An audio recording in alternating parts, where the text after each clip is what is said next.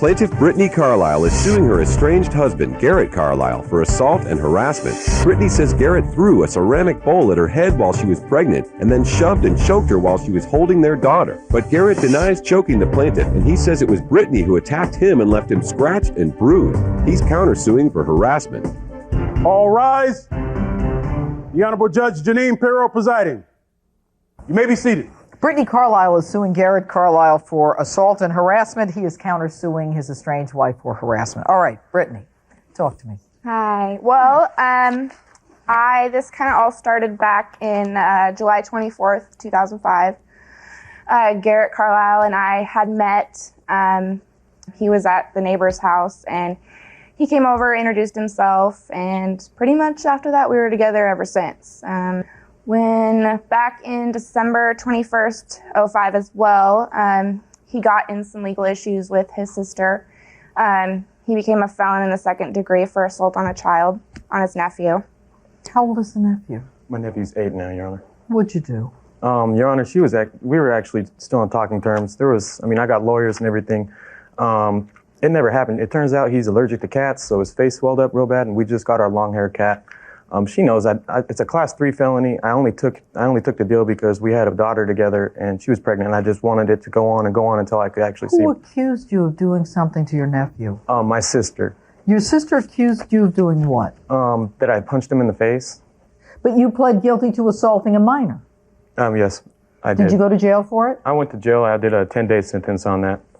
Go ahead. After that, I stuck by him. January, I got pregnant. So we did a whole year-long court battle with everything. And by the time it ended in October 31st, 06. My daughter was born September 30, 06. When I was about 8 months pregnant, he got angry with me. And there was a wall behind me. I was sitting on the chair next to him talking with him. He threw, we had ceramic bowls. He then threw it against the wall. It shattered. It hit my leg and took a big gouge out of my leg and blood everywhere. It was a lovely instance. Did you call the police? No. Did you go to the hospital? No. Did you try to get an order of protection? Not at the time. Go ahead. What's the next incident? We got married. 3 months later, our daughter was born. He was working off and on. He lost his job a lot. I was a stay-at-home mom. He then started a graveyard shift, 7 p.m. to 7 a.m.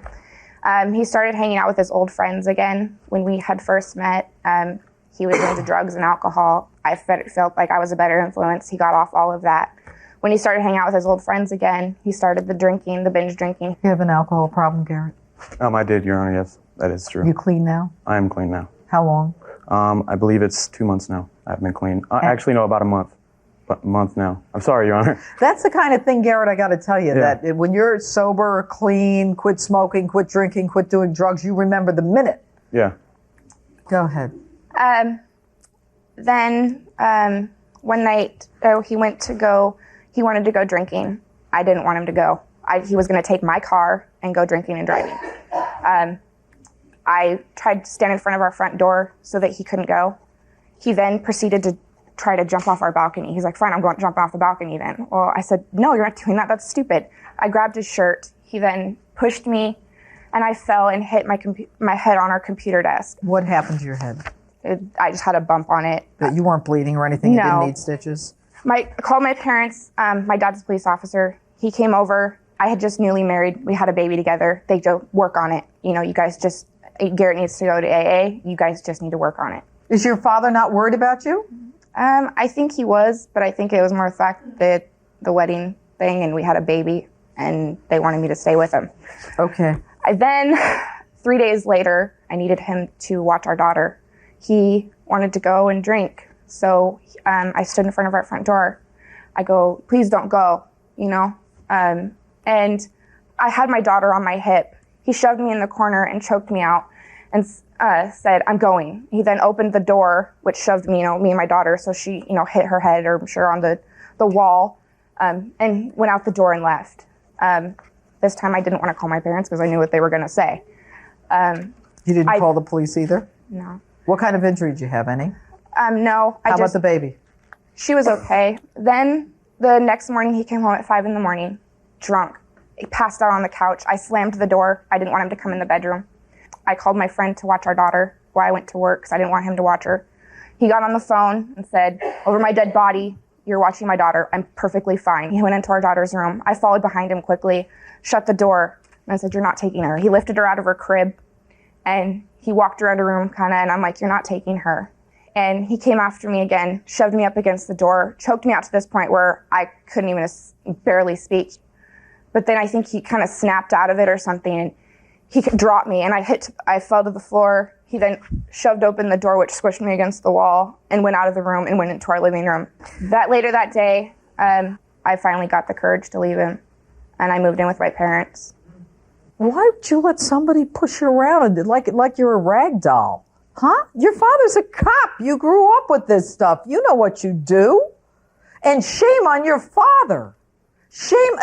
Who are you? You're not the father. No. Who are you? No.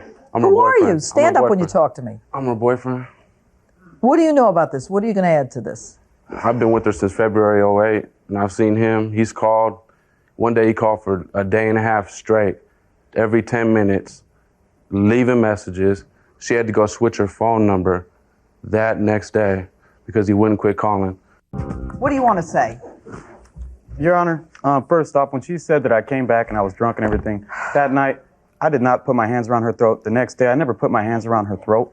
Why is she making it up, Garrett? I have no idea. No, honestly, I put my hands on her because she was stalking me. I have pictures on a cell phone that I couldn't get the pictures off of, and we even tried it with the digital camera. My face on both sides, I have scratches here, and when she grabbed my shirt, telling me I couldn't leave, I was trying to leave because I didn't want to argue. I would sit there on the computer and I said, "I don't want to argue right now. Go in the room and cool down."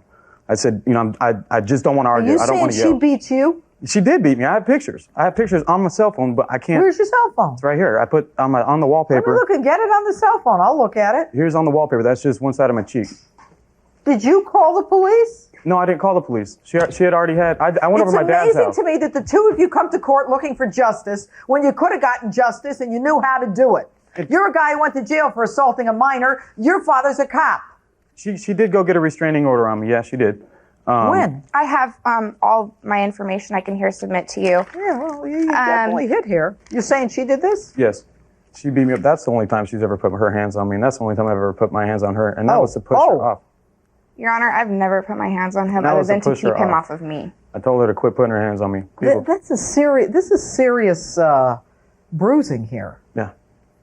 Well, what did she use when she put her hands on you? She just grabbed my shirt, like ripped me back from the door. She grabbed my shirt there. That's for the chest. That's what's going on here. It's like a burn from the collar. And right here from the collar. And then on the eyes, she hit me twice. I don't think it was a closed hand, but she hit me twice with her hands. And then that's when I grabbed her and I put her against the wall. Our baby wasn't in her hands. She never fell and hit her, bumped her head. She never did any of that. That never happened. When I met... Show me the restraining order. Who are you? This is my girlfriend.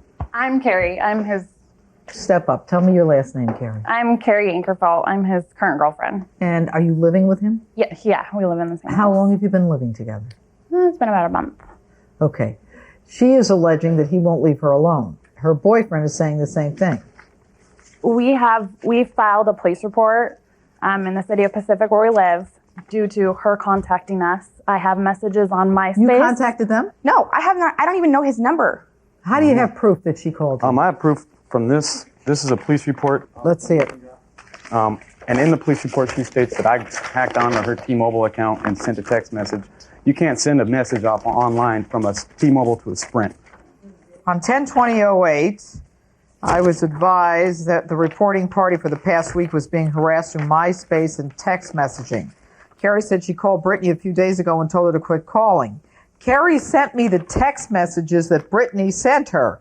The first message reads, "I warned both of you and Garrett not to mess with me. He's never seeing Peyton again, and you both have it coming." The second message reads, "Garrett can think he's getting Peyton, but he's not ever seeing her again." The third message reads, "You stupid..." I can't say it. Carrie told me she wants a report filed that shows a pattern of harassment against her and Garrett. And then these are the MySpace messages that she sent. If she wants me out of her life so bad, she doesn't need to send this long one here. But that right there, it has her picture with her friend. All right. You are a nasty coke. Don't try and piss me off. You don't know what's coming. I can prove all this, Your Honor. So obviously, you're the one he was talking about. Well, that's lovely. Hope you two have a lovely life together. Just an FYI, though, he can't even take care of the kid he has. What's his name? Your Honor, and also back in April of 08, while the restraining order was in place, the last restraining order, she sent me this one, and this is saying that she wants me back. She wants to try on things. I'm sorry, I miss you. Maybe we should try marriage counseling. There was another one that also gave me where she worked, when she picked my daughter up. I may have not paid child support, but I have helped out with daycare. I've helped out with diapers. I've helped out with wipes. Went over there and she says, I don't got no diapers. She had no gas to go to a interview. Gave her $10 for gas. That's all I had. I don't have a lot of money. When I come across money, Why not? because I have a felony. It's hard for me to find a job. At the time, I was living out in Eatonville. I did just get a job. I start tomorrow morning, and I'm going to be a machine operator. I don't mind. I'll give 75% of my check for my child support. I don't care about that. I'm more than willing. I didn't even get to say happy birthday to my daughter on the 31st or on the 30th of September. She wouldn't let me. There was no reason. There was no restraining order. Maloney. Go to court and get your rights to see your daughter. That's what we're in process right now. My buddy's mom or sister works for an attorney's office, and we're filing for it, and we're going to. You don't even need to pay for a lawyer. You go to the family court and you say, "I want to see my child." Okay? If you truly want to see your child, you don't need a lawyer. You have the relationship between parent and child is so protected in the courts that no one is going to take you away from that baby or that baby from you unless there's a reason. And I believe my daughter's here right now. Is the baby here? Yeah. Can you see the baby? After court, I wanted him to see her. Let's bring her in. Let me ask you a question, Brittany. This clearly is an email from you. Yes, that was saying you want to get back together with him. Let's go to marriage counseling. I'm willing to lift the restraining order. Yeah, I sent that to him on April 9th. Oh, she's gorgeous. Mommy. Oh. Mommy. I have here how you can get in because we had a family plan, my sister and myself and I, and he had a phone on it. I didn't send those text messages, and I don't even talk like that. I was upset that he got with her because I went to school. I knew of her. Went to school with her. I knew that she hung out with a bad crowd. Brittany, let's stop. Hi. Okay. I'm Daddy. I'm Daddy. No, that's Daddy. Daddy. Baby, come here. Daddy.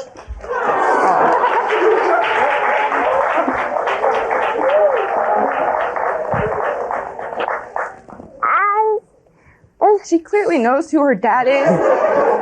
Happy birthday. I'll tell you what we've got to do. You have a precious angel there. She's adorable. She needs her dad. All right? Mommy.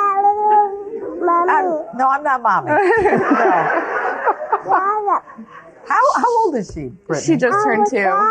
Adorable. Absolutely adorable. Precious, precious, precious. You've got a problem, the two of you. Garrett, I don't want to beat you up anymore, okay? You went to jail, all right? You've had a lot of trouble. You have an alcohol problem. You have a woman here who looks like she's going to help you. The baby loves you. I think kids have a real sense. And if you weren't a good guy, she wouldn't have gone running to you, okay? I think you're okay. Leave her alone. Brittany, you got some issues. You know you have some issues. Yeah. Okay? You let this man push you around, all right? I believe he did. I also think you did a little back and forth here. All right? You have got to stop with each other. Yeah. Stop. Okay? I am going to give you some money, the plaintiff, for assault, but I'm also going to give the defendant some money for assault too. At the end of the day, it cancels each other out. Okay? So, and you know what? I think there's a reason for that. It's a new beginning. Okay? So be it. Thank you, Your Honor. Thank you.